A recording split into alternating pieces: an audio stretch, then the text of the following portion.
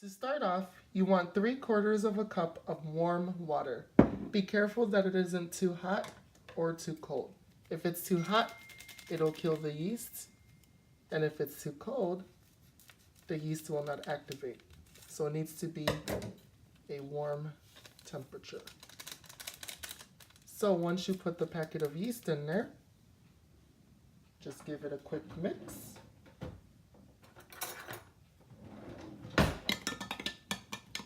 And we're going to set it aside for 5 minutes and let it activate. Meanwhile, in a separate bowl, we are going to place a cup and 3/4 of all-purpose flour.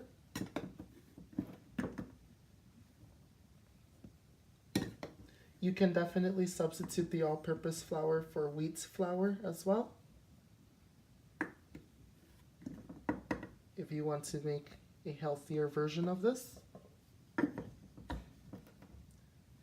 To that, we are going to add a tablespoon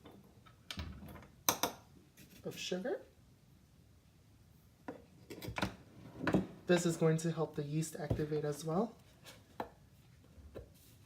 And a teaspoon of salt for flavoring the bread. We're going to give this a gentle stir. Then create a space in the middle so we can pour our yeast mixture into. Now that the yeast mixture has been sitting for 5 minutes in warm water, we are going to pour it into the all-purpose flour, salt, and sugar. To that, we are also going to add 1 tablespoon of olive oil.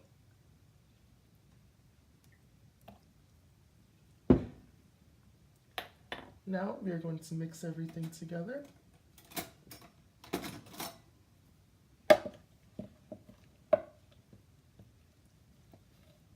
And then once everything comes into a dough, we are going to roll it out on the counter.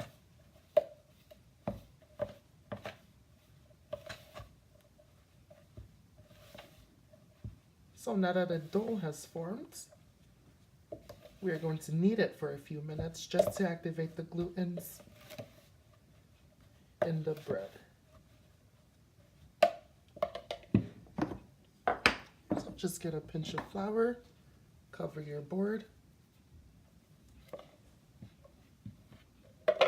and place your dough onto it.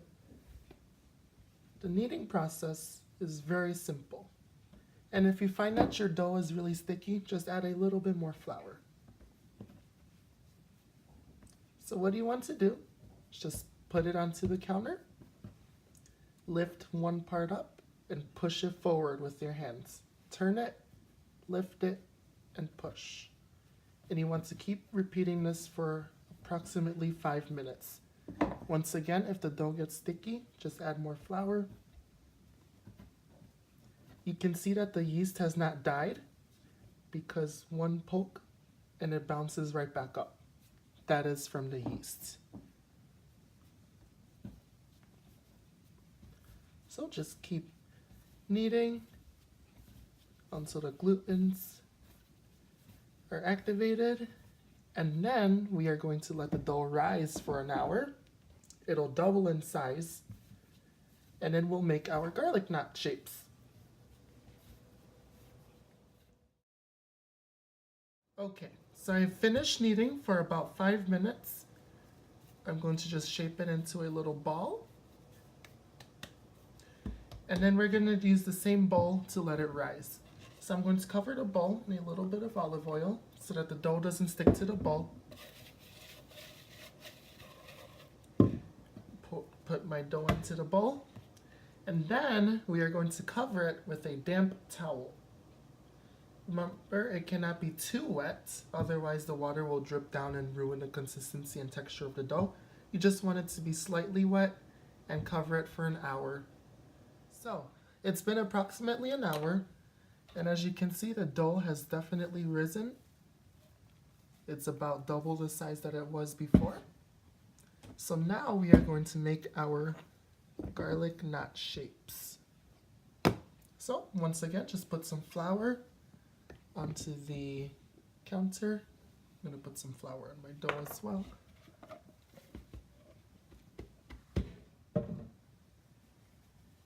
So what you want to do is just roll it out to about 1/4 of an inch thickness.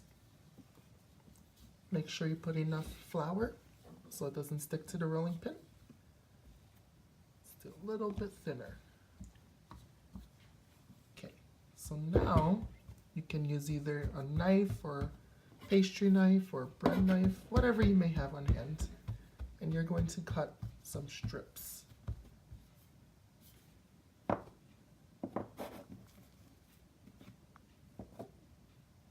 And using these strips, we're going to create the knot. So, just like tying a shoe, just take it, take one and tuck it under the other, and there you sort of have a knot. I'm going to grease a baking sheet with some cooking spray, and then place all of my completed knots onto the baking sheet. I'm going to demonstrate another one for you. I'm going to cut these in half because they're a little bit big. So just tuck one under the other, and there you sort of have a knot.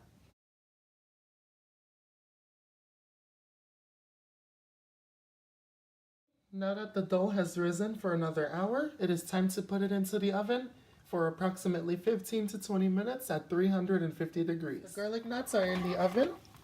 So now we are going to prepare the sauce that goes on top of the garlic knots. I have melted a stick of unsalted butter. To that, we are going to add 1 teaspoon of minced garlic.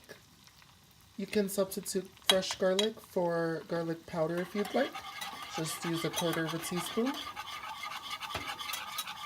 We're going to cook the garlic for just a minute or two on medium heat. Then, once the garlic is done cooking, we're going to turn the temperature down to low and then add some Parmesan cheese. We are going to add approximately 1/4 cup. I like using the powdered. You can use fresh if you'd like.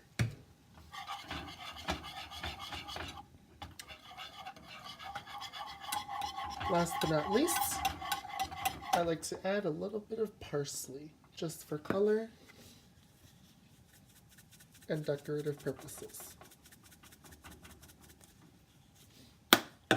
And that is it. The butter sauce is complete. Now we just have to wait for our garlic knots to finish baking off in the oven. And when we get back, we're going to put everything together. The garlic knots have finished baking for approximately 15-16 minutes. And look at it. A nice golden brown color. So now we are going to apply our garlic butter sauce onto these knots. Remember, it was just a stick of unsalted butter, a few teaspoons of garlic, some parsley, and Parmesan cheese. And look at that. This just smells so amazing. You can pair this with any pasta dish or anything really. You could use it for any holidays, whatever you want. I like to make it as a snack. So as you can see here, I paired my garlic knots with a nice little lasagna entree, and dinner is complete.